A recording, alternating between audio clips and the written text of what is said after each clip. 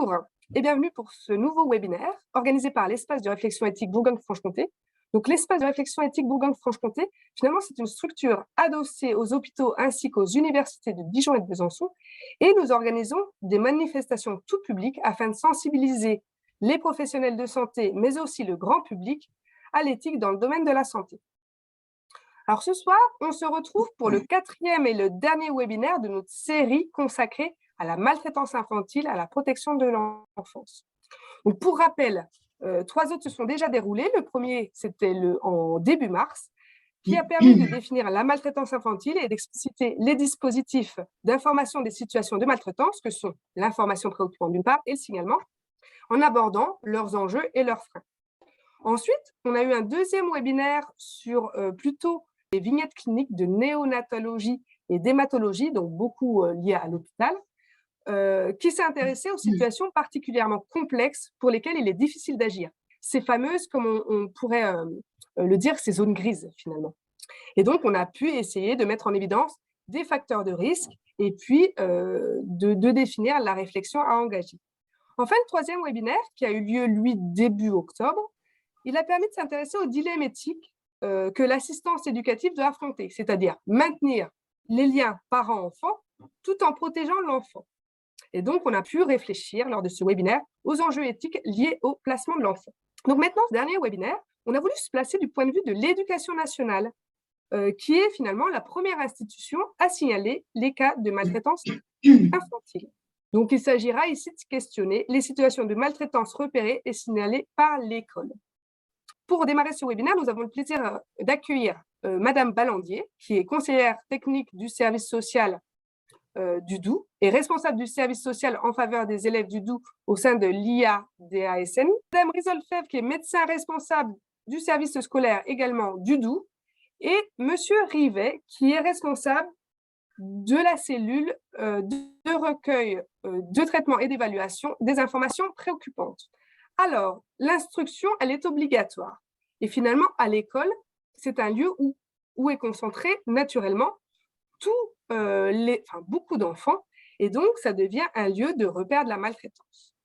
L'éducation nationale, de manière assez logique, elle devient la première institution à rédiger des informations préoccupantes et peut-être des signalements. Donc peut-être, Monsieur Rivet, est-ce que vous pourriez nous expliciter tout ça, et peut-être en ayant une vision sur le département, votre département du Doubs, et voir finalement la différence signalement, information préoccupante de manière brève, pour déjà établir ces fondements. Oui, bonjour. Alors, oui, concernant donc les informations préoccupantes qui émanent de l'éducation nationale, en moyenne, voilà, toutes ces années, le Doubs est dans un standard, dans le même standard voilà, que les standards nationaux.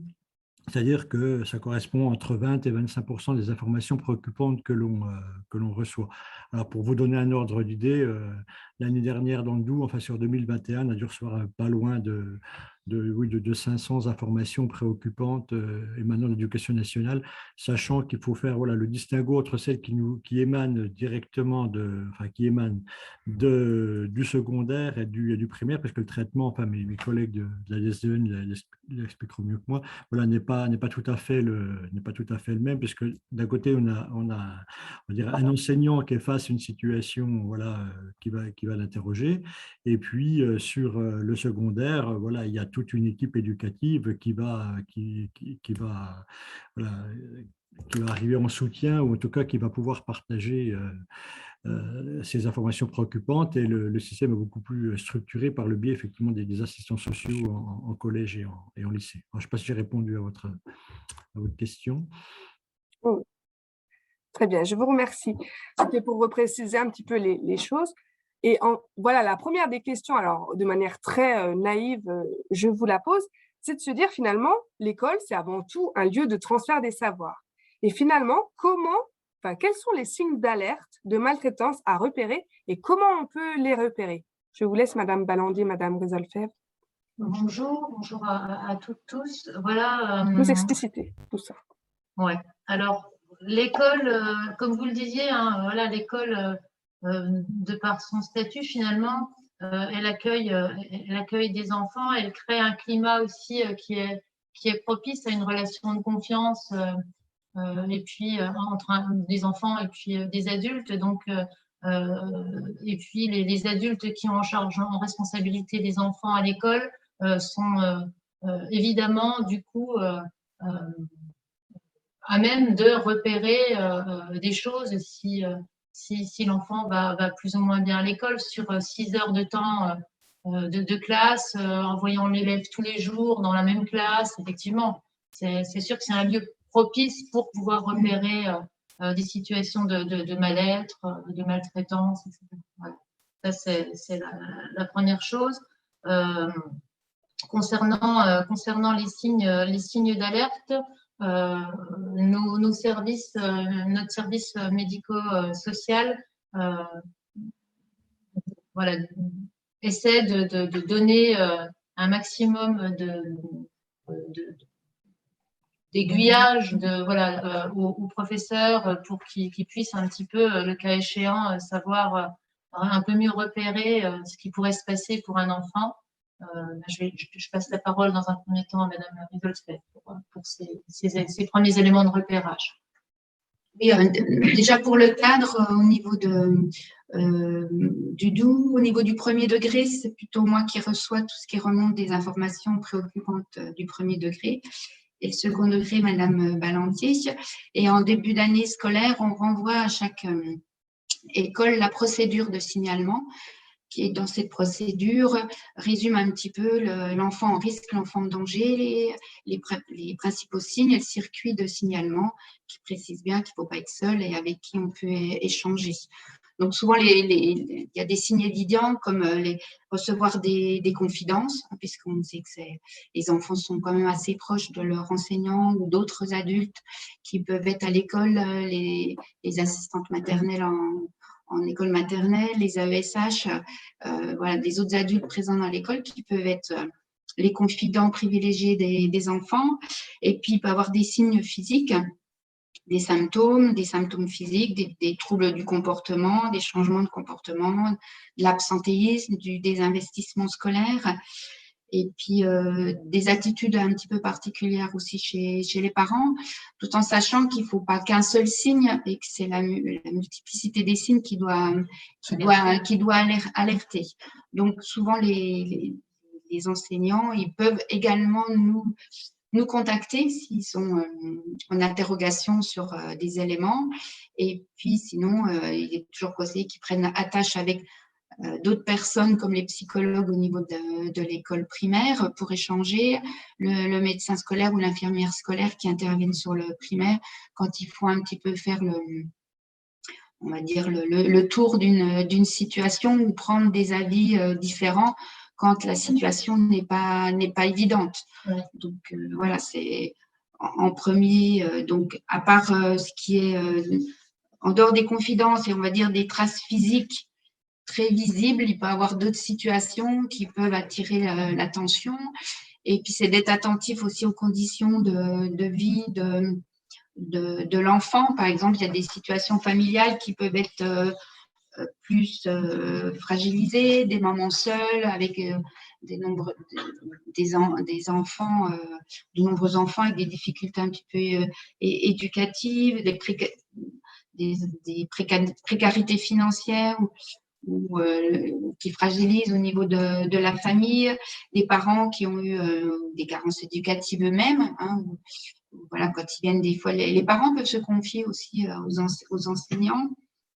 Quand il y a des problèmes de santé dans une famille, soit au niveau d'un des deux parents, ce qui met la famille en situation de fragilité également, ou un enfant en situation de handicap.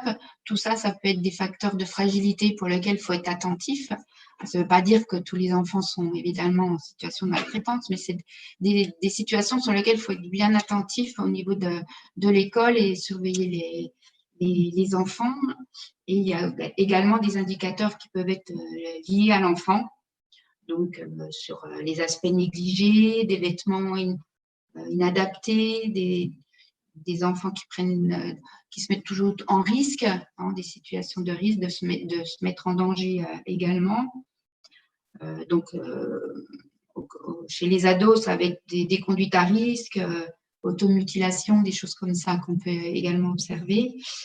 Et puis, en dehors des marques, ça peut être comme des griffures, des brûlures ou des choses comme ça. Ça peut être aussi des troubles alimentaires, des plaintes organiques multiples, des enfants qui tombent souvent, qui sont souvent en situation avec des hématomes un peu partout. Et souvent, il est tombé, il a chahuté avec son frère, il est tombé dans les escaliers. Mais quand ça devient répétitif, je pense que ça doit être aussi un signe d'alerte. Et quand ils sont aussi des enfants qui sont en régression psychoaffective, qui au niveau de l'énurésie, l'encoprésie, alors que c'était des enfants qui étaient propres, des choses qui montrent qu'il y a une régression, ça doit être aussi également des signes qui alertent. Du repli aussi, il y a un petit repli sur soi, il y a des enfants qui deviennent tristes, qui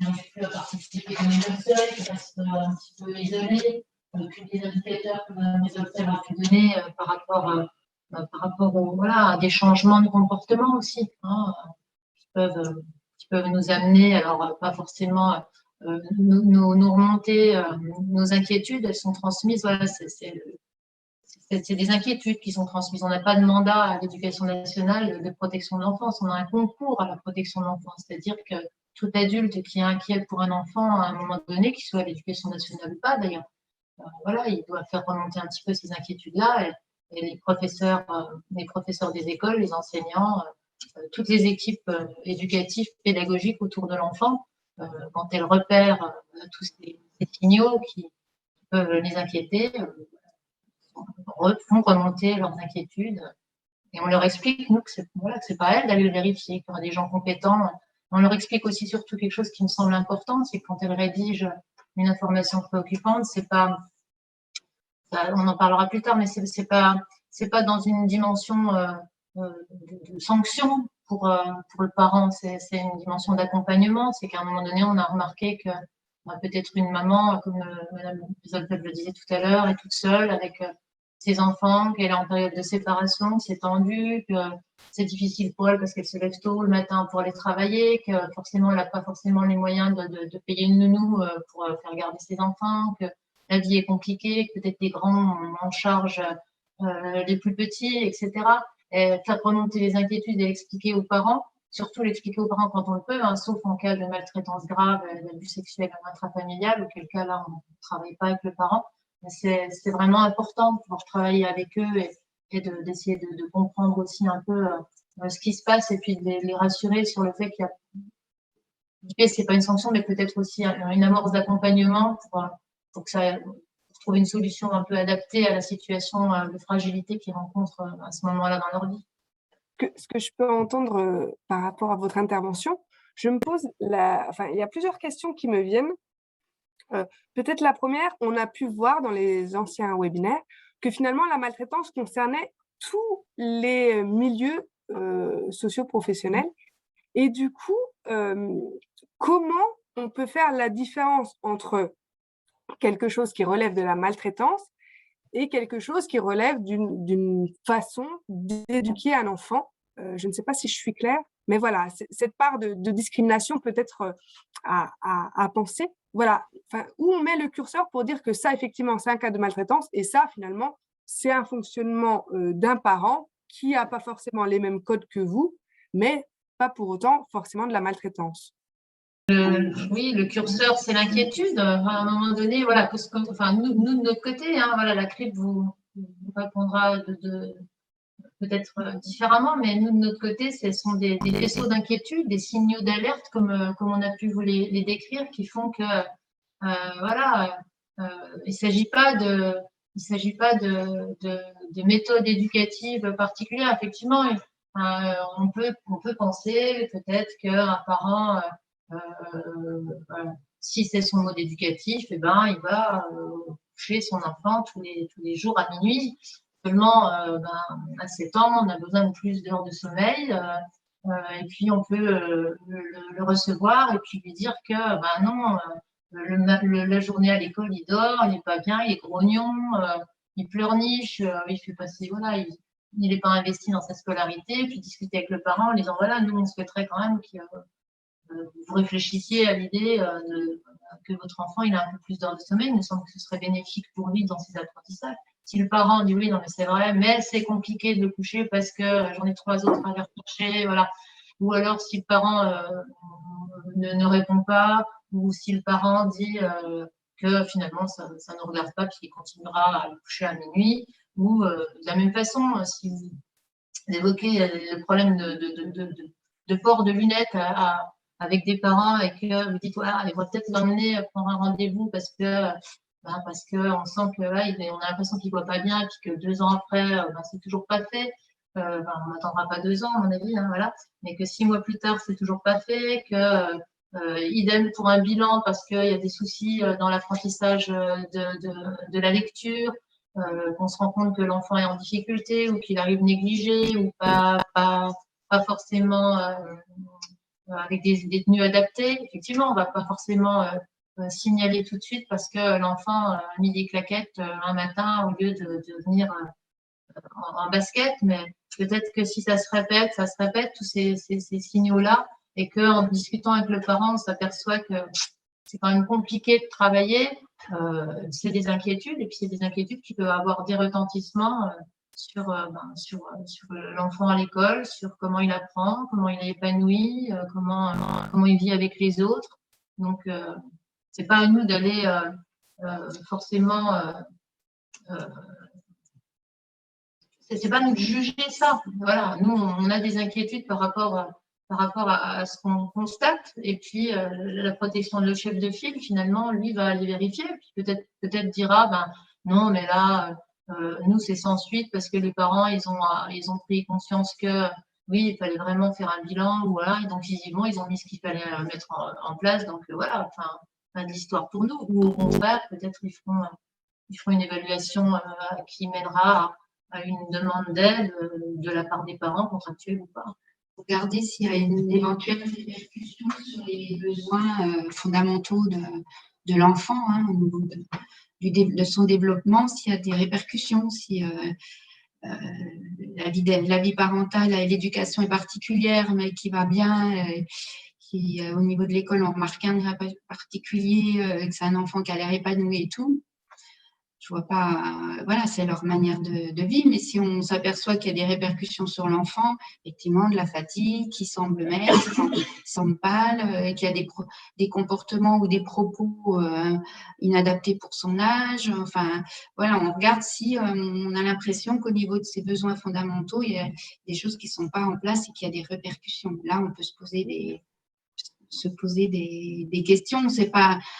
Comme on a dit, c'est pas un seul signe qui doit inquiéter. Il doit y avoir un faisceau de signes. Et quand c'est comme ça, je pense que c'est bien de prendre avis aussi d'autres personnes pour voir s'ils ont la même impression concernant cet enfant, d'autres regards professionnels pour voir si et les croiser et voir si effectivement on a cette même impression de gêne vis-à-vis de cet enfant. On n'arrive pas à dire quoi, mais on sent qu'il y a quelque chose qui fonctionne pas très bien et qu'il y a quelque chose dans la famille.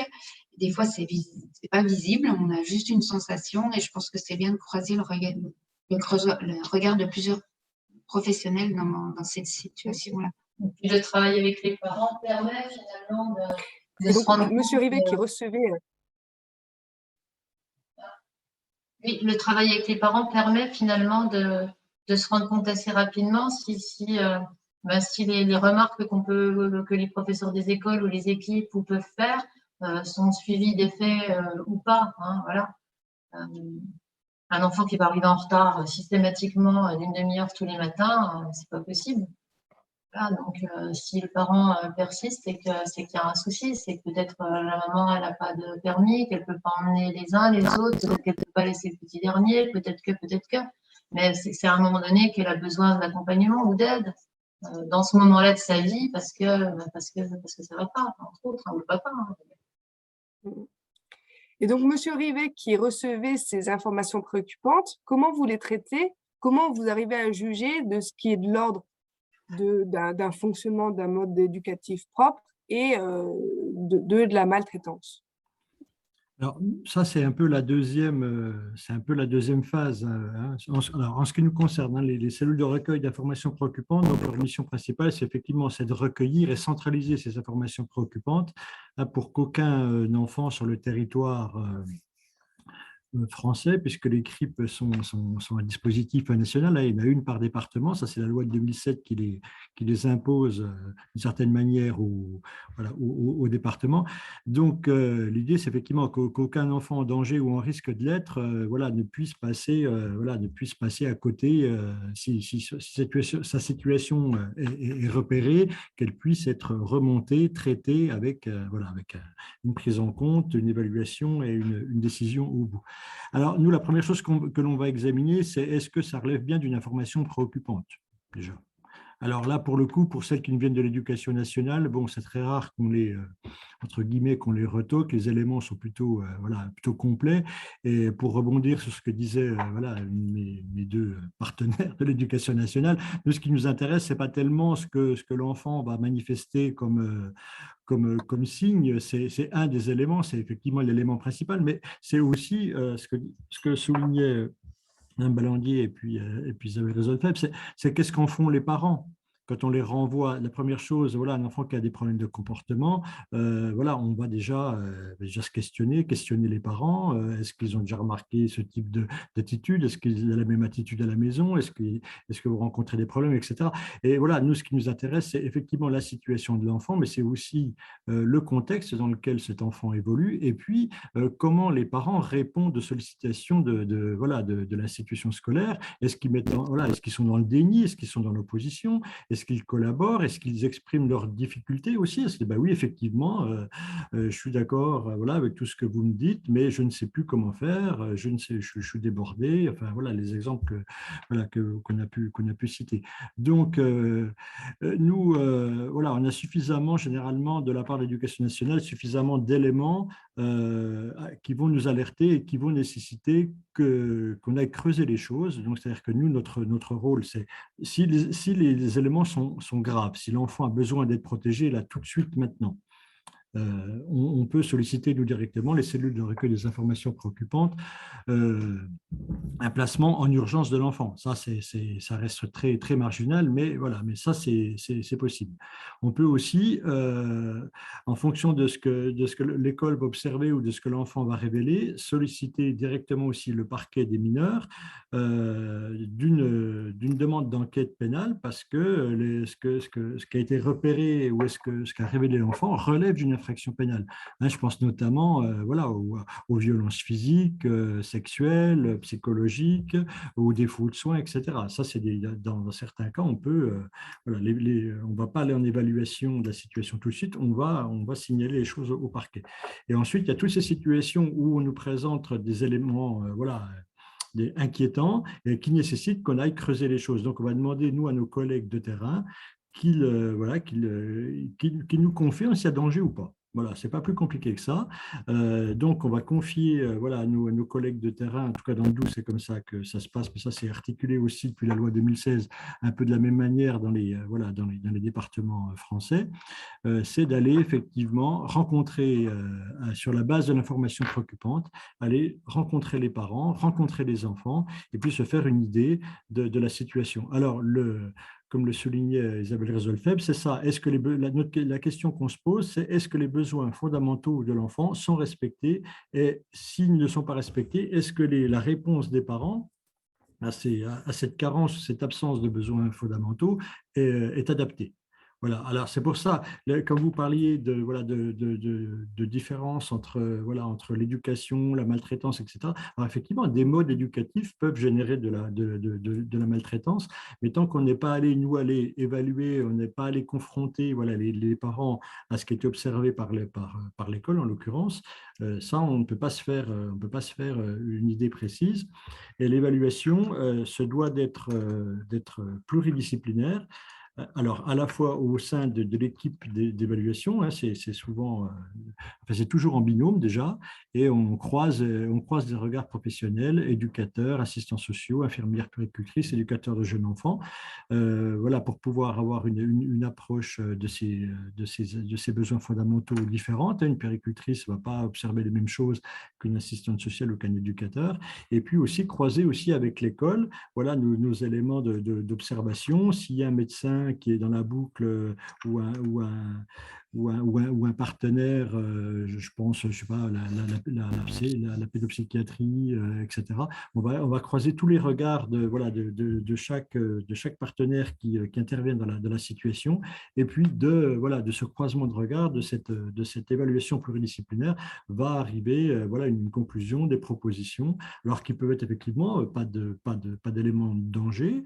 Sans suite, la famille collabore à ce qu'on ou a pris conscience des difficultés de leur enfant et a mis en place les mesures nécessaires, ou effectivement, si ce n'est pas possible, là, pour le coup, ça c'est la loi aussi qui le prévoit, la loi de 2007, c'est ce principe de subsidiarité. Quand on ne peut plus travailler avec les familles dans un cadre administratif, quand on ne peut plus proposer de l'accompagnement ou que les familles le refusent ou qu'on est arrivé à nos limites, hein, qui peuvent être très vite atteintes. Une famille qui ne veut pas ouvrir la porte à l'équipe d'évaluation, nous, on ne peut pas l'obliger à nous rencontrer.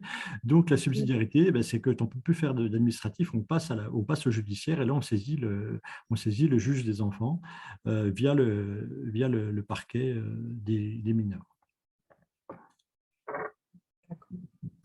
Alors, dans le chat, on a pu avoir une question que j'aimerais vous poser, et justement, ça rejoint un peu une question que j'allais vous poser. C'est quand vous dites, vous l'avez dit précédemment, Madame Balandier, Madame Oiselvet, l'enfant tombe souvent. Est-ce que cela signifie qu'il tombe réellement, ou que les parents ou l'enfant lui-même arrivent avec cette excuse pour justifier des ecchymoses? Donc, ça revient un peu aux freins liés au dévoilement de l'enfant, et quels sont les freins finalement à l'établissement d'une information préoccupante, et comment on traite ça?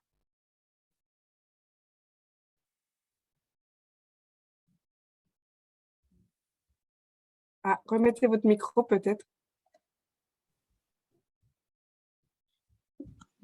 Voilà, effectivement, oui, quand un parent, enfin, quand un enseignant constate des bleus à répétition, qu'il interroge un peu le parent, ou alors que le parent vient spontanément, ou l'enfant dit je suis encore tombé dans les escaliers, voilà. Ça peut être l'enfant qui dit comment il est tombé, et puis ça peut être aussi le parent qui à chaque fois dit voilà, il se bat beaucoup avec son frère, je sais pas, oui, il tombe tout le temps, il joue tout le temps dehors, mais tout ça, ça interroge un petit peu quand même. Je veux dire, est-ce que du coup, la surveillance, elle est efficiente? Si effectivement il tombe tout le temps, est-ce que la maman n'est pas trop préoccupée par autre chose est-ce que l'enfant, il montre par son comportement un peu turbulent aussi que ça ne va pas pour une raison ou une autre? Voilà, c'est tous des petits signaux que finalement on a en tête, et puis qu'on peut surveiller, voir un petit peu pour savoir si nos inquiétudes elles vont se renforcer ou pas d'ailleurs. C'est la version de l'enfant qui est même aussi. Un jour il a dit ça, le lendemain il change de version. Voilà, des fois c'est souvent les versions qui sont pas très qui changent d'un jour à l'autre et avec des modifications. Et c'est pas toujours la même version au niveau des familles. Donc du coup ça interpelle, on peut pas, voilà, faut voir si ça recommence plusieurs fois à ce moment, des fois ça peut arriver qu'on dise qu'on fait remonter une information préoccupante parce que tous les 4 jours, depuis 2 mois, il se passe des choses, et on sent que les versions sont pas toujours identiques, mais est-ce qu'il y a autre chose au niveau de l'enfant aussi? Oui, comment est son comportement habituel? Est-ce qu'il a changé? Est-ce qu'il est plus en retrait? Est-ce qu'au contraire, il est plus agressif vis-à-vis de ses camarades? Du coup, on va demander, si les enseignants nous interpellent, d'être plus vigilants sur cette situation. Et si vraiment on retrouve ça, c'est quand même de faire un écrit en disant... Alors, on a des inquiétudes, on ne peut rien, les versions des fois divergent, on n'est pas sûr. L'enfant actuellement, il est comme ça. Les parents nous répondent ça. Et on a des interrogations quant à la sécurité de l'enfant. Voilà, sans en dire plus parce qu'on n'a pas plus d'éléments. Hein, mais si c'est des choses qui reviennent de façon répétée. Mais c'est pas à l'école en soi de mener son enquête et de prouver, mais de quand même d'échanger avec les familles en disant ça nous interpelle. Hier, il y avait ça, vous avez dit ça, aujourd'hui, c'est ça. Nous allons être vigilants sur les jours à venir, sur ce qui se passe. Si vous êtes en difficulté à la maison pour gérer la sécurité des enfants, il faut peut-être demander de l'aide. Voilà, faire montrer aux parents qu'on est vigilant sur ce qui se passe et qu'on interviendra s'il faut. Ou éventuellement, on peut solliciter une visite par l'infirmière ou le médecin scolaire auprès de cet enfant pour voir si voilà, il y a d'autres choses ou s'il y a un problème de santé. Hein, on ne sait jamais, un enfant qui a des pertes d'équilibre. Mais voilà, c'est de nouveau un regard croisé sur la situation. Un regard croisé aussi régulier avec la CRI, puisqu'on s'appelle en fait hein, sur des situations quand on a un doute. Voilà, on n'est pas bien avec une situation parce que il y a aussi ce qu'il faut être, ce dont il faut se rendre compte, pardon, c'est que voilà, il y a la situation telle qu'elle nous est racontée, par exemple, au téléphone par une professeure des écoles. Ensuite, il y a son écrit qui peut, et puis il y a notre lecture de l'écrit avec ce que nous on en comprend, ce qu'on en lit, donc rester tout seul avec ça, je pense que c'est une erreur. Il faut le regard croisé, il est important de réinterroger le professeur des écoles, de lui dire de pas rester tout seul avec les situations, dans des situations comme ça où comme tu le disais tout à l'heure, on a une sensation, on sent qu'il y a quelque chose qui ne va pas, mais on n'arrive pas à mettre le doigt dessus. Voilà, peut-être que l'échange avec la CRIP, l'échange avec les collègues sur les rappeler, leur demander voilà où ils en sont, essayer d'échanger tous ensemble, c'est important. Ça aide aussi à d'une certaine façon un peu voilà une mini évaluation de la situation pour savoir comment on va transmettre les choses aussi. Et puis rassurer aussi le professionnel aussi dans des situations. C'est pas toujours facile. Hein. Donc, les éléments qui vous interpellent, c'est la répétition et peut-être la discordance entre les discours de l'enfant, des parents. Ça peut, oui. Qui vous alerte, ce que j'entends. Ouais.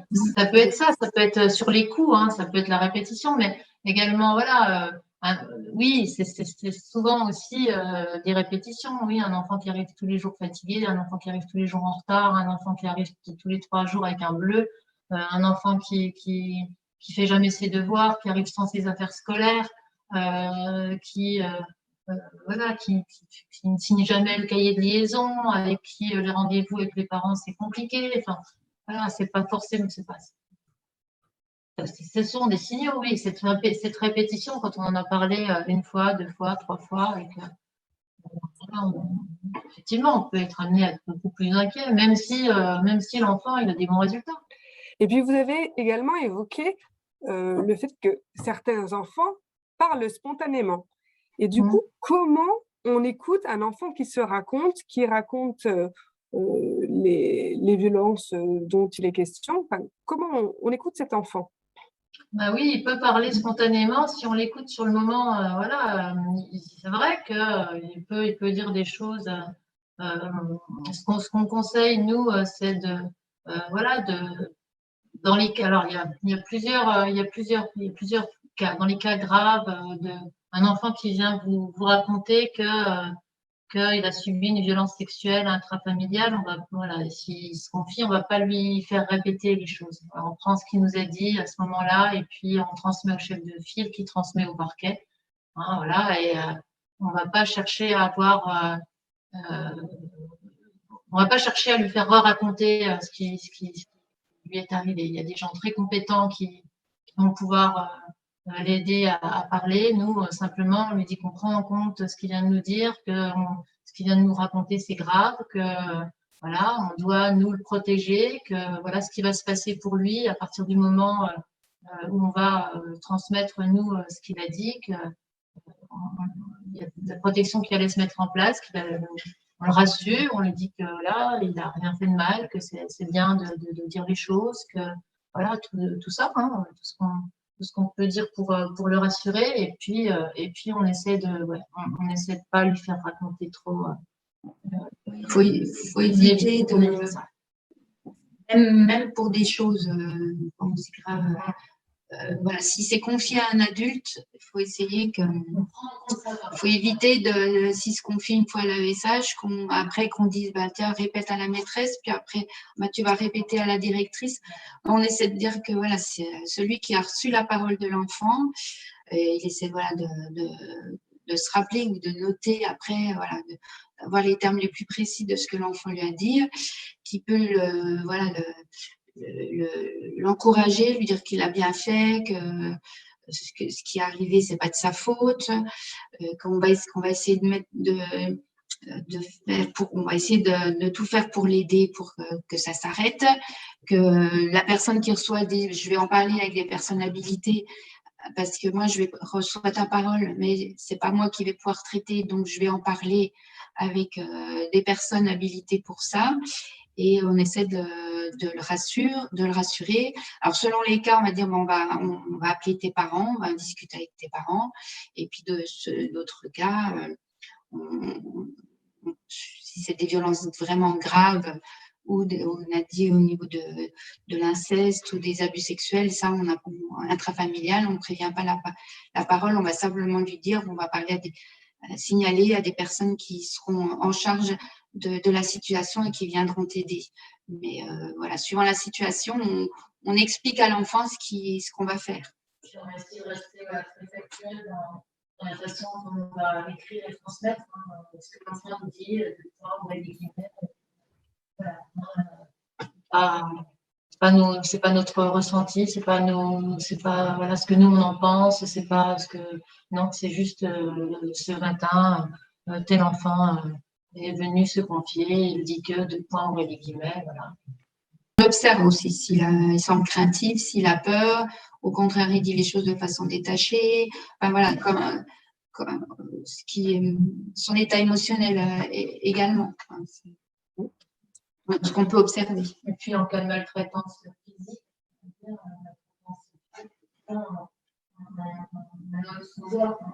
l'enfant a un bleu énorme sur l'arcade, on va l'écrire. On va dire voilà, je note que et que l'enfant m'explique que je sais pas, il a pris un coup de la part de tel adulte. Alors, ce que j'ai envie de vous demander, c'est, avec Monsieur Rivet, je crois qu'on en avait parlé, quand un enfant décide de se raconter à un adulte, c'est ce que vous vouliez dire, finalement, il choisit un adulte en particulier. Donc, il ne faut pas lui dire de répéter les mêmes faits à différents professionnels, me semble-t-il. Et par contre, l'importance qu'il y a, parce que je pose la question très naïvement, je vois bien un enfant qui dit surtout ne répétez pas ce que je vais vous dire, et puis se confie. Et là, vous dites, il faut quand même l'informer que ce qu'il a dit, si c'est important, il faut quand même, vous allez quand même rapporter les choses à d'autres personnes. Oui, tout dépend de l'âge de l'enfant. La façon dont on va lui expliquer dépend de son âge. L'adolescent, il va avoir la même remarque. Il va dire surtout, t'en parles pas, vous n'en parlez pas, je veux pas qu'on en. Voilà, c'est toujours la première réaction où l'enfant plus petit va avoir un petit peu peur. Mais qu'est-ce qui va se passer si ma maman, tu le dis pas à maman ou tu le dis pas à papa parce que qu'est-ce qui va se passer dans ce cas-là? Les craintes de l'enfant, on peut se permettre aussi. On peut se permettre de les nommer, nous, dans nos courriers à la CRIP qui peuvent accompagner l'IP. Admettons qu'un enfant vienne nous dire que sa maman se fait frapper tous les jours et puis que voilà, il y a de la violence, puis que parfois le grand frère aussi est frappé et qu'il a très très peur des conséquences sur lui si jamais quelqu'un sait qu'il a parlé. voilà, on lui explique aussi que nous, on va expliquer ça aux personnes à qui on va transmettre et puis qu'elles prendront les précautions nécessaires aussi dans l'annonce et que, voilà, qu'un adulte, c'est son rôle de protéger un enfant. Il n'y a pas mille devoirs que, voilà, c'est celui-là qui est le principal, la protection de nos enfants et que, en venant se confier à un adulte doit prendre en compte cette parole et puis c'est à lui de protéger ce petit bout-là de ce qu'il vit. Donc, en transmettant notamment ses inquiétudes et en lui disant, voilà, les choses, c'est sûr que c'est pas facile de dire, c'est sûr que peut-être il va y avoir des périodes un petit peu tendues où ça va peut-être être un petit peu compliqué, mais que tout ça, c'est fait pour que la situation, elle trouve une solution, que les choses s'arrangent, ça s'apaise, qu'elle s'arrête. Et que, par exemple, un enfant qui vient confier un abus sexuel, effectivement, on le protège lui, mais on protège peut-être aussi d'autres membres de la fratrie, d'autres membres de la famille, donc, ça, on peut l'expliquer aussi, hein, que les choses s'arrêtent à partir du moment où l'enfant a pu dire ce qui se passait. Hein. Elles vont s'arrêter et que des solutions vont pouvoir être apportées. Alors, c'est pas être clair avec ça, c'est pas empêchant, c'est pas embêtant, ça ne semble pas. Quand on est clair avec le fait qu'un adulte doit protéger l'enfant, on peut l'expliquer à l'enfant de façon assez simple et l'enfant, il le reçoit aussi en disant ah oui, ça le rassure de savoir, alors on n'a pas toutes les réponses, mais de savoir comment un petit peu les choses vont se passer, qu'on le croit déjà, qu'on n'a pas de raison de mettre sa parole en doute, que ce qu'il vient de nous dire, c'était grave ou très grave ou très très grave. Voilà, et on rappelle la loi aussi. Donc, cet affaire-là, c'est interdit, la loi ne le permet pas. Et nous, en tant qu'adultes, on a le devoir de te protéger. Donc, et ce qui est arrivé là, c'est pas de ta faute. C'est important, voilà. C'est interdit, la loi l'interdit, et c'est pas de ta faute, et on doit te protéger. Après, voilà, en fonction de l'âge de l'enfant, mais à peu près, c'est le message qu'il doit entendre. D'accord. Monsieur Rivet, vous voulez intervenir sur ce point-là? C'est un vaste sujet. Hein. Oui, alors le recueil, effectivement, alors on en discutait voilà, l'autre jour et en entendant mes collègues voilà, en parler, je me mets un peu à la place pardon, des instituts ou des professeurs des écoles en activité. Voilà, on leur en demande beaucoup. Hein. Non seulement on leur demande effectivement de dispenser de l'enseignement, le savoir, de la socialisation, mais aussi d'arriver à repérer les situations d'enfants en danger ou en risque de l'être, et puis que tenu font des révélations, recueillir cette parole de la meilleure façon qu'il soit, c'est effectivement, oui, en posant pas trop de questions, en les croyant, en les réassurant, et puis en essayant de les convaincre qu'on va qu'on va les protéger. Ça fait beaucoup de choses. Mais oui, voilà, je souscris tout à fait à ce qui est dit, surtout cette notion de réassurance. Alors, c'est sûr que quelquefois, les enfants, ils entendent aussi parler de certaines choses. Et si tu parles, il y a des enfants qui sont aussi victimes de violences et de menaces. Hein. Et si tu parles, tu verras, on va mettre papa en prison, ou toi, tu vas être placé dans un foyer, où tu ne verras plus tes parents, etc. Donc, il y a tout un travail de réassurance à faire auprès de ces enfants. Et puis, oui, puis notamment, peut-être la première chose, c'est de dire, écoute, si tu m'en parles, c'est que voilà, si tu voulais que j'en fasse aussi quelque chose, est-ce que voilà, ce qu'on te fait, voilà, moi en tant qu'adulte, je te dis que c'est pas que c'est pas normal, et puis que les adultes sont là pour protéger les enfants et pas pour leur faire du mal. Alors voilà, c'est des discours qui sont qu'il faut tenir. Mais oui, ce que je vous disais, c'est pas non plus donné forcément à tout le monde, parce qu'une révélation d'abus sexuels intrafamilial à un jeune professeur des écoles, voilà, c'est un peu le ciel qui vous tombe sur la tête, quoi. Donc, toute l'importance, effectivement, d'être peut-être seul à être le seul interlocuteur de l'enfant, mais aussi de ne pas rester tout seul avec la situation. tout de suite se référer effectivement à ses collègues ou à sa, voilà, à sa conseillère technique la plus, la plus proche, quoi. Oui, je voulais revenir sur une des particularités des CRI, ce que l'intérêt pour elle, c'est que on centralise nous, les informations préoccupantes. Alors, il se peut quelquefois qu'en centralisant ces informations préoccupantes, il ne s'agit pas de créer un fichier national des enfants maltraités, mais dans certaines situations, quand on peut s'apercevoir que que les situations se reproduisent d'un enfant à l'autre, par exemple. Un enfant qui va avoir des problèmes de comportement, pour lequel on va suspecter de la maltraitance, nous, on va avoir aucun doute, par exemple, à la CRIP, s'il existe déjà un dossier pour les mêmes faits pour les autres membres de la fratrie, par exemple. On ne va pas orienter les choses de cette même façon. On peut avoir affaire à un établissement scolaire qui a des doutes. On a de forts doutes sur de la maltraitance, qui va nous interroger par le biais d'Isabelle ou bien de Catherine, en disant qu'est-ce que vous en pensez, on n'arrive pas trop à savoir. Et nous, on va peut-être venir aussi confirmer ou infirmer ces doutes-là en disant maintenant c'est une situation qui n'est pas du tout connue, ou alors oui, effectivement, il y a déjà eu des précédents dans cette situation-là. Il y a des gens qui changent de région, qui changent d'école, qui changent de ville, et à l'école, on a quelquefois qu'une vision très parcellaire des situations qui nous arrivent comme ça de manière un peu par ce prisme-là, et qu'il est bon de vérifier auprès de nous si les doutes sont fondés ou pas. Alors après, on n'en fait pas une généralité, c'est pas, les gens ont le droit d'avoir eu des écarts, on va dire, à un moment donné de leur vie, mais en tout cas, c'est des éléments qui vont peut-être venir éclairer la situation sous un autre angle. Alors, j'aimerais passer aux questions du chat. Il y en a une qui est directement avec ce que l'on vient de dire. Comment dire à l'enfant, l'adulte doit te protéger, donc j'accueille ta parole, sachant qu'en vérité, les représailles sont inévitables à la suite de telles révélations. Oui, alors représailles ou pas. Alors effectivement, si nous on craint des représailles, on ne va pas orienter notre information préoccupante de la même façon. Alors ça, oui, ça peut effectivement quelquefois. C'est pour ça que la question de la formation aux parents, elle se pose. Elle se pose toujours. Est-ce qu'on doit informer les parents de la rédaction d'une information préoccupante? Nous, par principe, c'est oui.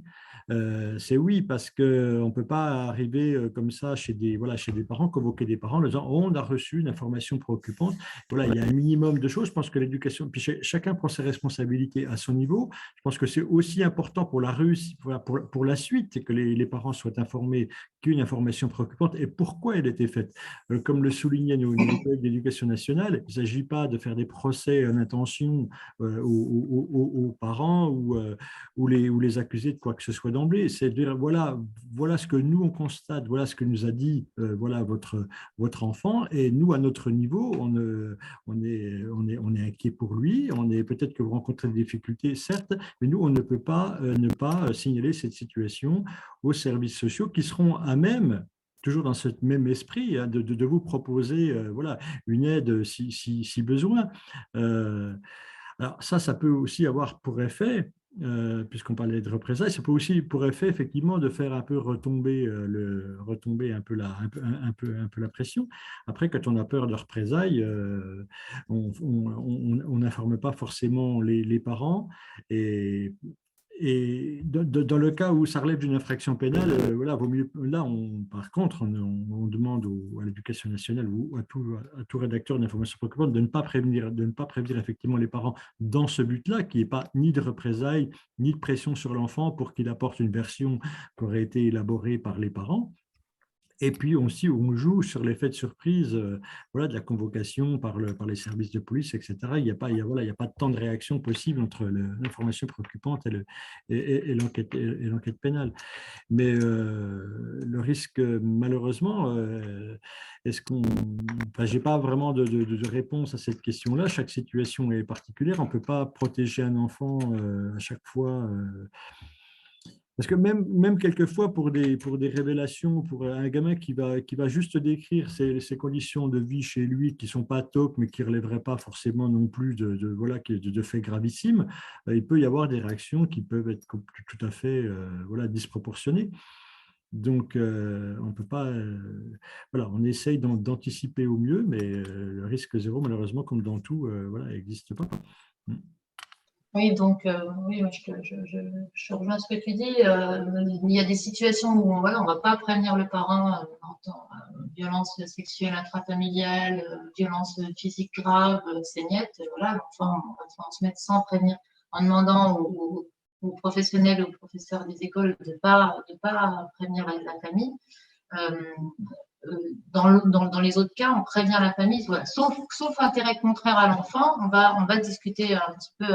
Là, on va prévenir un peu, on transmet une information préoccupante parce qu'on a des inquiétudes. Après, représailles, alors ça peut être aussi, on peut entendre aussi représailles envers l'enseignant. Alors, c'est vrai que voilà, M. Rivel disait tout à l'heure, c'est compliqué ce qu'on demande aux professeurs des écoles. Hein. C'est compliqué ce qu'on leur demande parce qu'ils ne sont pas formés pour ça. C'est pas leur job, c'est pas leur métier. Eux, c'est la pédagogie, c'est la transmission des savoirs et on leur demande beaucoup. Hein, quand on leur demande de faire remonter ça dans le secondaire, comme M. Rivel disait tout à l'heure aussi, il y a toute une équipe, il y a des assistantes sociales en faveur des élèves, il y a des gens qui sont formés dans voilà, les compétences. Hein. Et puis, il y a une équipe tout autour. Là, il se retrouve tout seul avec un enfant qui va revenir en classe le lendemain, avec des relations qui sont fortes en maternelle, en primaire, entre les parents et les enseignants, avec peut-être voilà, la peur pour l'enseignant de ne pas réussir à maintenir le lien avec le parent, ou parfois le lien qu'il a mis du temps à établir, relation de confiance qu'il a mis du temps à mettre en place. Tout ça, ça peut être compliqué si vraiment on en parle parfois avec quand ils nous appellent, on essaye de voir comment ils peuvent leur annoncer et par exemple essayer de faire comprendre à un parent que c'est pas une sanction mais que c'est de l'accompagnement, que c'est peut-être là, on va pas vérifier tous ces arguments-là et puis aussi quand c'est trop difficile, on peut aussi il nous arrive aussi de dire, voilà, peut-être que ça serait pas mal que ce soit la hiérarchie qui porte la transmission de l'information pour dégager un peu le professionnel. C'est-à-dire que le professeur des écoles peut peut-être appeler sa hiérarchie directe en disant, voilà, je suis inquiète pour tel enfant, je vais transmettre une information préoccupante, mais moi, je crains aussi pour moi parce que le père, par exemple, on le sait, est violent, etc. Donc, on peut aussi l'enseignant peut dire voilà, ma hiérarchie, c'est ma hiérarchie qui décide de transmettre. Hein. Là, ça dégage un petit peu, mais ça dégage pas du tout, effectivement. On a vu, oui, des parents qui étaient très violents, qui déboulaient dans l'école en insultant, en menaçant, en harcelant aussi. Voilà, hein, ça arrive. Non, mais ça arrive. Donc, c'est vrai que voilà, néanmoins. Des fois, c'est une crainte, voilà. Une crainte de prévenir les parents quand il y a des problèmes de violence physique. Quand on sait que c'est un problème de violence conjugale et que ce qui remonte, ça peut être un peu effrayant aussi, il faut bien l'admettre. Ouais. Donc, on choisit un petit peu, selon les situations qui sont uniques, si à chaque fois, si on peut prévenir, si c'est dans l'intérêt de l'enfant ou pas, qu'on prévienne. Et puis, on essaye de border un peu pour les professionnels autour, en essayant d'aménager un peu. Ouais. C'est une grosse école où tout le monde anonyme, tout le monde ne connaît pas tout le monde, contrairement à un petit village où tout le monde connaît tout le monde et l'enseignant habite en village. Voilà, c'est pas les mêmes implications ni les mêmes conséquences. Et comme le disait M. Rivet, ce qui est certain, c'est que chaque professionnel autour de l'enfant, finalement, c'est bien qu'il doit prendre ses responsabilités à son niveau. Hein. Après, on en échange, on voit comment on les prend, de quelle façon ça va remonter, ce qui est le mieux, mais c'est une réalité. Chacun doit prendre ses responsabilités à son niveau et puis n'y a pas forcément d'autres questions à se poser là-dessus. Oui, et puis en évitant aussi, mais c'est ce que fait l'éducation nationale. Alors, décidément, qu'est-ce que je suis gentil avec vous aujourd'hui, hein. Oui, enfin. Oui, je peux. Non, non, mais simplement, plus les informations préoccupantes sont factuelles, et on n'est pas dans de l'importance, effectivement. C'est pour ça que je dis l'éducation nationale, pour le coup, quand on a des informations préoccupantes, c'est des choses qui sont observées qui sont observées par l'école, qui sont observées voilà, par le professeur des écoles, par le directeur, ou par même le périscolaire qui vient corroborer voilà, des comportements. Donc, voilà, l'école ne passe pas son temps voilà, à observer les gamins et à repérer les failles des parents. C'est ça qu'on explique aux parents aussi, c'est voilà, nous ce qu'on a observé, voilà ce qu'on voilà ce qu'on a vu, voilà ce qu'on vous a dit tel jour, à telle heure, voilà comment vous avez répondu à nos sollicitations ou pas, et voilà les limites auxquelles on est confronté maintenant, qui nous amènent voilà, à signaler votre situation, à faire une information préoccupante. Donc généralement aussi, c'est pas bon, alors à part, il ne faut pas non plus qu'on se focalise voilà, sur les situations les plus, voilà, révélations d'agressions sexuelles intrafamiliales. Ça reste encore des situations qui sont tout à fait, voilà, heureusement ou malheureusement, j'en sais rien, mais je dis malheureusement peut-être parce que pas suffisamment repéré, mais en tout cas, ça reste marginal. Voilà, le principal problème, les problèmes sont voilà, éducatifs. Hein, ou de maltraitance physique, mais voilà, on va dire, par défaut d'éducation ou de répétition de mode éducatif. Hein.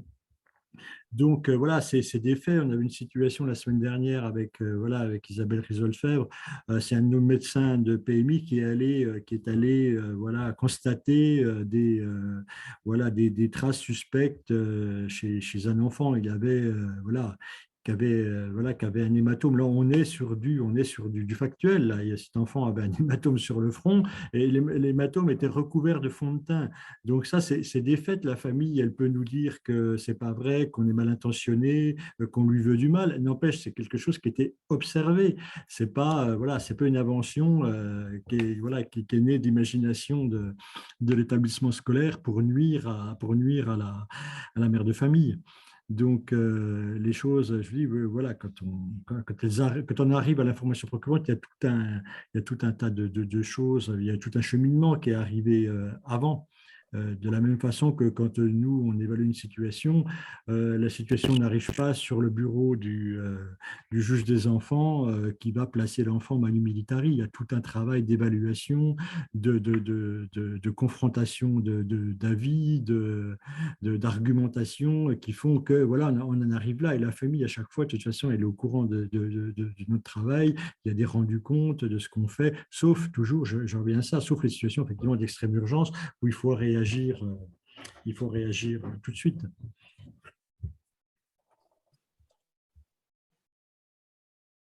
D'accord, merci. Merci. Peut-être on va reprendre les questions du chat qui nous restent. Alors, laquelle commence? Peut-être une personne nous dit, est-ce qu'un enfant décrit par les parents comme tyrannique et violent envers sa petite sœur non scolarisée peut relever d'une IP? Et elle reprécise, pour préciser, un enfant peut être violent aussi envers ses parents. Oui, ça peut, oui, ça peut. Alors après, est-ce que c'est dans un cadre, voilà, des parents qui nous racontent, peut-être que ça demande d'être travaillé avec eux. Alors, est-ce que c'est eux qui font l'information préoccupante dans ce cas-là, ou est-ce que ce serait quelque chose qui viendrait justifier le comportement de leur enfant? Oui, il est violent, mais il est même avec sa petite sœur, c'est ça qu'on doit comprendre? Oui. Après, nous, ce qui nous intéresse aussi, c'est voilà, qu'est-ce qui le rend violent? Qu'est-ce qui le rend violent? Voilà, c'est quoi l'histoire de ce petit garçon pour être violent avec alors c'est peut-être juste de la jalousie comme il peut arriver. Comment les parents gèrent à la maison. Gère ça, quoi. Voilà, tout à fait. Et finalement, ça revient à la question de qui peut rédiger une information préoccupante. C'est assez ouvert. Là, c'est vrai qu'on s'est focalisé sur l'éducation nationale, mais ça peut être finalement tout citoyen. Oui, ils appellent le 119, par exemple. Oui, alors ça peut être tout citoyen. Alors, Alors, une autre question, majoritairement, les informations préoccupantes que l'on reçoit émanent de professionnels, hein. Ça reste assez. Les informations préoccupantes de citoyens, c'est à peu près 10% hein, des informations préoccupantes qu'on reçoit. Voilà, le reste étant partagé avec voilà, bon, l'éducation nationale, on en a parlé, mais voilà, police, gendarmerie, justice, services de soins et associations, enfin tout institutions médico-sociales. Les particuliers, on peut dire la minorité, mais c'est pas le plus. Mais effectivement, hein, les voisins qui entendent des scènes de violence conjugale auxquelles sont exposés les enfants, des témoins de violences sur des enfants au parc ou à la sortie de l'école, voilà, évidemment, c'est une responsabilité voilà, individuelle, hein. alors d'autres questions émanant du chat. C'en est une qui est là depuis pas mal de temps. Je suis désolée de la poser que maintenant. C'est par rapport au signe d'alerte. Comment faites-vous la différence entre les symptômes d'un état de stress post-traumatique et de la maltraitance, au vu de votre faisceau d'arguments, d'indices que vous avez cités précédemment? Je pense que c'est pas au pas... rédacteur de l'information préoccupante. Je veux dire, on reste dans le factuel, hein. L'éducation nationale, elle est, comme disaient nos collègues, hein, c'est pas elle qui va aller s'assurer que c'est bien, voilà, que c'est bien des signes, que c'est bien, que l'enfant est bien en danger ou pas. Voilà, elle observe des choses, ça l'inquiète. Elle essaye de travailler avec les parents, ça marche pas, ou en tout cas c'est pas satisfaisant. Donc, à un moment donné, voilà, de certaine manière, elle nous passe la main. Et c'est nous qu'allons effectivement voilà, au cours de l'évaluation, pouvoir apporter ce type de réponse. Est-ce que ça relève? Est-ce que c'est quelque chose que l'enfant a subi et qui fait que voilà, il est dans cette situation-là maintenant, ou est-ce que c'est quelque chose voilà, d'exogène? Ça, c'est tout l'objet. Quelquefois, on est surpris. On a des informations préoccupantes de l'éducation nationale, par exemple, puisque c'est le sujet de ce soir. On n'arrive pas à s'expliquer le comportement d'un enfant. Est-ce que c'est cognitif? Est-ce que cet enfant est exposé à des choses, hein? Je pense notamment aux violences conjugales. Vous avez des enfants qui vont qui vont faire montre de troubles du comportement, qui vont être agressifs avec leur père, voire avec les enseignants, ou qui vont qui vont avoir des troubles de l'attention, etc., sans qu'on sache trop de quoi il s'agit. Et l'évaluation va faire apparaître qu'effectivement cet enfant est exposé aux violences conjugales. Et ça, on ne peut pas non plus forcément chez les plus jeunes, c'est d'emblée, c'est difficile. On peut émettre des suspicions, mais c'est comme un enfant qui aurait un comportement sexuel problématique. Est-ce pour autant est-ce qu'il est lui-même abusé? Est-ce qu'il est exposé à des images pédopornographiques? Est-ce qu'il est exposé aux ébats entre guillemets de ses parents? Est-ce qu'il vit dans un milieu où on laisse les portes ouvertes? C'est du vécu. Mais voilà, tant qu'on n'a pas, c'est l'évaluation qui va nous apporter ces éléments-là, bien sûr. On ne demande pas à l'auteur de l'IP de nous faire une information préoccupante à coup sûr et avec le diagnostic posé. Et justement, il y a une question sur l'IP. Est-ce qu'elle peut être anonyme? Oui. Voilà. Mais c'est plus difficile si elle est anonyme à traiter, non? C'est compliqué quand c'est anonyme. C'est compliqué parce que la première chose que veulent savoir les parents ou le parent, c'est d'où vient l'IP. Donc, c'est beaucoup plus factuel, beaucoup plus facile pour évaluer la situation quand on peut dire que ça, c'est le cas qui a observé tel comportement. Ce n'est pas quelque chose qui est inventé, tel jour, telle heure. Hein. Si je prends l'absentéisme scolaire, par exemple, c'est factuel. Le gamin ne vient pas, il n'était pas là à l'école, c'est avéré. Après, effectivement, les informations préoccupantes anonymes viennent le plus souvent de particuliers pour des raisons souvent de crainte de représailles. Mais c'est très très compliqué pour voilà, nos équipes d'aller évaluer des situations. Alors, anonymes, nous sont signalés anonymement. Quand nous, on les prend au téléphone à la CRIP, voilà, on essaye d'expliquer aux gens à quel point ça va être compliqué de traiter la situation si la personne souhaite rester anonyme. Et quelquefois, ces vains, elles sont tellement quelquefois précises que voilà, tout le monde les personnes vont tout de suite deviner de qui il s'agit. Alors qu'elles soient anonymes ou pas, ça change pas grand-chose, quoi. Mais elles peuvent effectivement être anonymes pour des questions tout à fait, en plus qu'on respecte, hein, voilà, de sécurité ou de maintien du lien parce qu'on peut être aussi amis voilà, avec des parents qui ont des modes éducatifs différents des nôtres, mais avec lesquels voilà, on n'arrive pas à avancer sur le sujet, donc on fait une information préoccupante.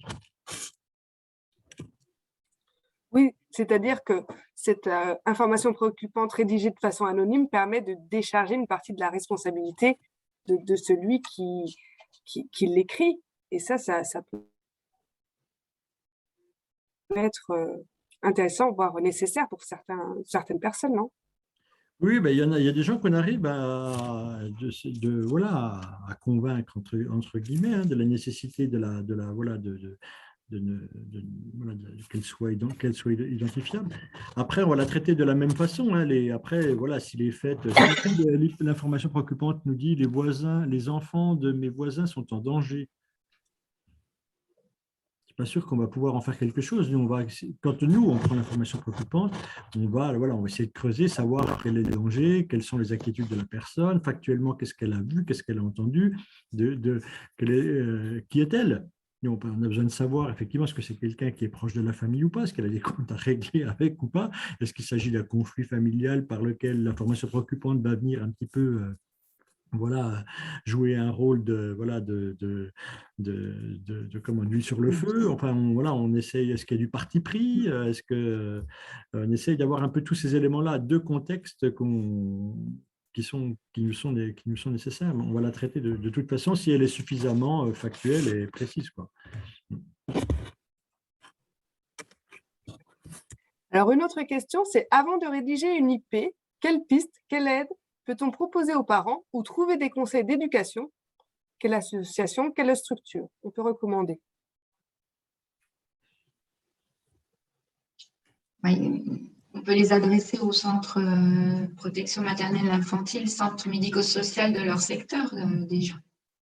Des parents qui vont nous dire qu'ils sont vraiment en difficulté avec leur enfant parce que ils mettent là une maman qui va nous expliquer que bah oui c'est vrai il est fatigué quand il vient parce qu'elle n'arrive pas à le coucher puis il se relève sans arrêt et puis il n'écoute rien et puis effectivement elle est en difficulté, elle n'arrive pas à se faire entendre, elle n'arrive pas à poser un cadre éducatif avec son fils de 10 ans et puis il en profite pour telle ou telle raison et puis il veut pas se coucher, etc.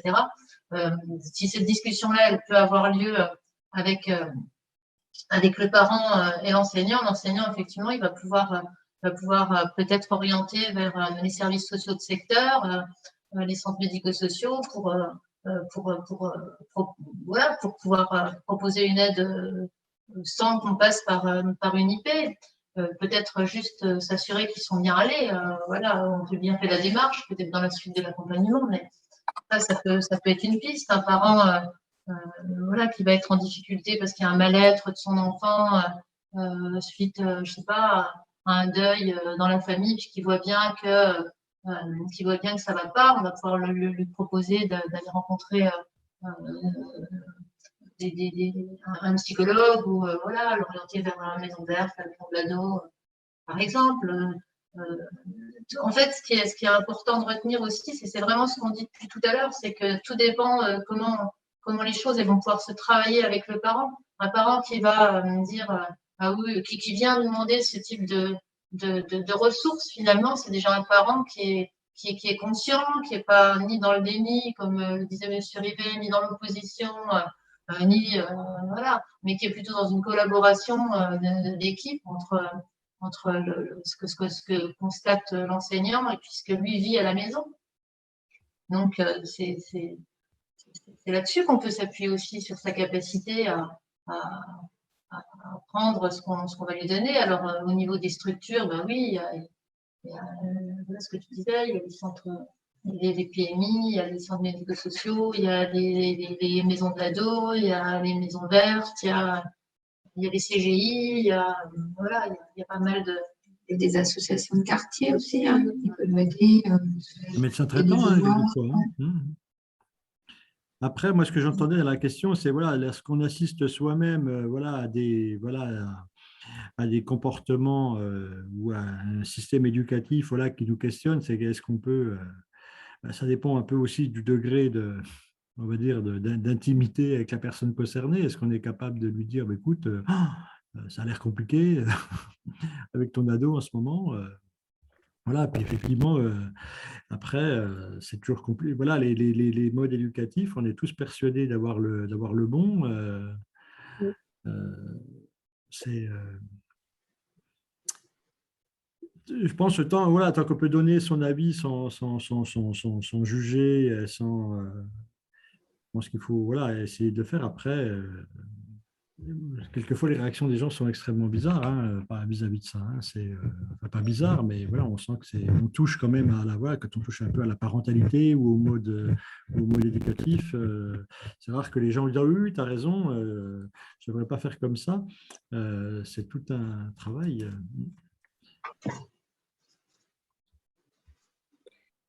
Et un petit peu dans le prolongement de la question précédente, est-ce qu'au-delà de l'évaluation, les psychologues peuvent être sollicités pour aider les parents? Comment amener les parents pour se faire aider? Notion de prise en charge dans le cadre scolaire, à l'extérieur?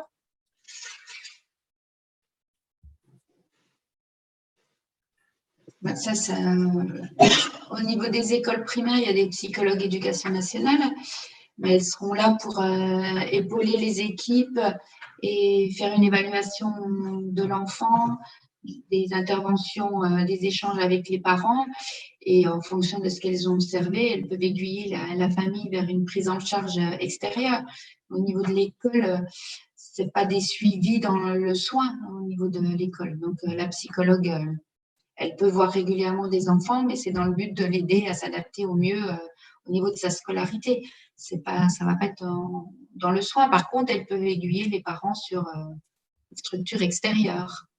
Si c'est elles qui ont reçu la parole de l'enfant ou si ce sont les parents qui sont venus se confier à la psychologue ou si la maîtresse l'a orientée vers la psychologue de l'éducation nationale. Elle peut faire une première évaluation pour accompagner et aider les parents. Je ne sais pas si c'était vraiment votre question. La réponse, c'est pas tout. Bah, je pense que c'était la question peut-être de l'internaute. Bah, le soin psychologique, ça fait voilà, c'est un des outils qu'on peut proposer voilà, aux parents en fonction de la situation de leur enfant. Alors effectivement, ça peut aller du tout petit. Quelquefois, on peut avoir des informations préoccupantes sur des petits, type voilà. Même crèche ou maternelle, où nous, on va pas aller dispenser, en tout cas, on va pas procéder à une évaluation. Tout dépend du contenu de l'information préoccupante. Hein. Ça peut être une maman voilà, qui peut confier voilà, au personnel de la crèche qu'elle est en difficulté avec son petit, qu'il a des problèmes voilà, d'alimentation ou d'endormissement depuis que le papa est parti, par exemple. Donc là, pour le coup, nous, on peut proposer, on ne va pas aller évaluer la situation. Voilà, on a suffisamment d'éléments pour peut-être déjà lui proposer voilà, une psychologue de PMI. Hein, s'il y a des services que les départements peuvent proposer.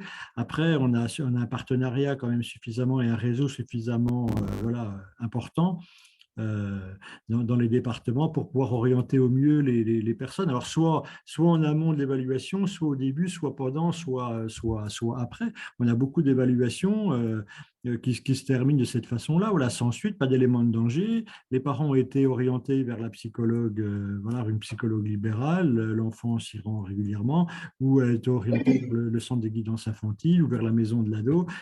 Du soin psychologique s'est mis en place. Ça peut aller jusqu'à l'hospitalisation dans certains cas dans un service dédié ou d'hôpital de jour pour ados. Ben voilà, ça c'est une piste voilà, qui existe et qui est utilisée bien sûr. Alors, peut-être j'aurais une dernière question, moi, à vous poser. enfin, au fur et à mesure de ces webinaires et puis à vous entendre, parce que la question que je me pose, c'est finalement, voilà, on attend des fois qu'il y ait la répétition de faits pour avoir un faisceau d'arguments pour pouvoir agir, faire une IP, du moins. Après, il y a tout ce temps également de l'enquête fait pour voir la véracité des faits. Et donc, tout ce temps d'évaluation, est-ce qu'il ne peut pas être finalement délétère pour l'enfant? Et enfin, quand est-ce qu'on dit, bon, il faut agir tout de suite? Et puis, enfin voilà, tout ce temps qui est nécessaire, hein, je l'entends, mais finalement, est-ce qu'il ne peut pas, malgré tout, mettre en danger l'enfant? Pendant ce temps de l'évaluation du côté de l'éducation nationale, les choses ne s'arrêtent pas. C'est-à-dire qu'à un moment donné, un professeur des écoles va transmettre ses inquiétudes. Le lendemain, l'enfant va être à l'école, le surlendemain aussi, et puis les semaines à venir aussi. Et pendant ce temps, voilà, le chef de file va faire sa partie du travail. Mais si nous, on constate d'autres choses, si la situation elle se dégrade, si on a d'autres inquiétudes, alors on retransmet à nouveau nos inquiétudes.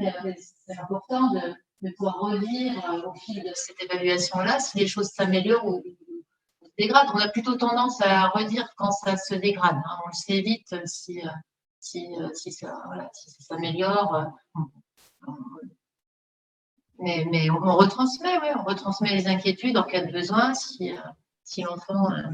Parce que la vie ne s'arrête pas pour l'enfant à la transmission de nos inquiétudes. Une fois que c'est dit, une fois que dans la majorité des cas, les parents sont avertis, et bien, on va continuer à travailler et puis on va continuer à voir l'enfant 6 heures par jour, pour ce qui est des professeurs des écoles, donc ça ne s'arrête pas là.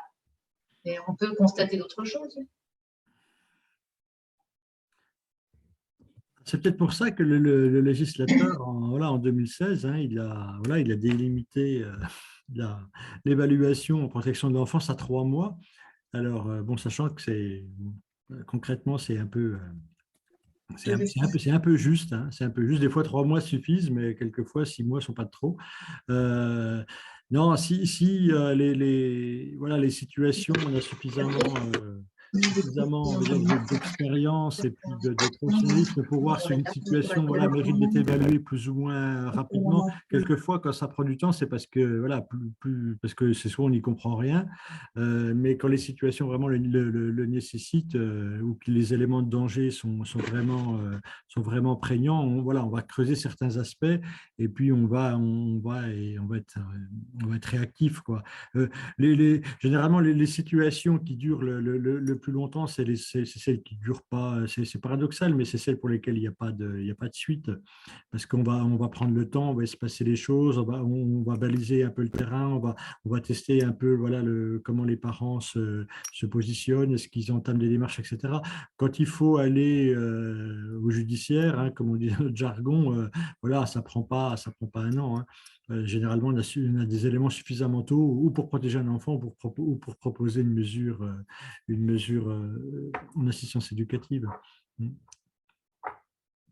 Mais effectivement, sur le long terme, dans certaines situations, ça peut être le temps peut jouer contre nous, bien sûr.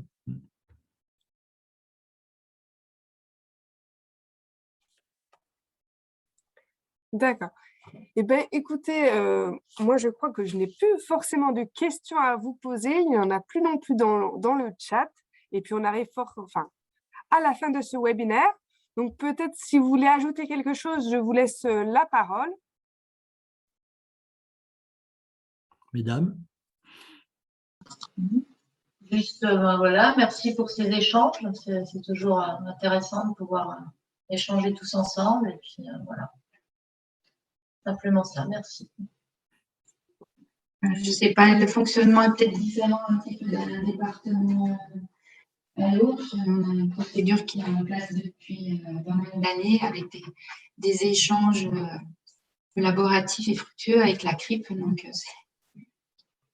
qui est bien aidant, et puis pour essayer d'accompagner au mieux les écoles si on sait que des fois elles sont dans des situations compliquées et non évidentes. Peut-être si, juste rajouter vraiment à tous les professionnels qui seraient autour des enfants, ne pas rester tout seul. Alors nous, on le dit souvent, on le dit à chaque fois, mais ne restez pas tout seul avec ces situations-là. Vraiment, vraiment.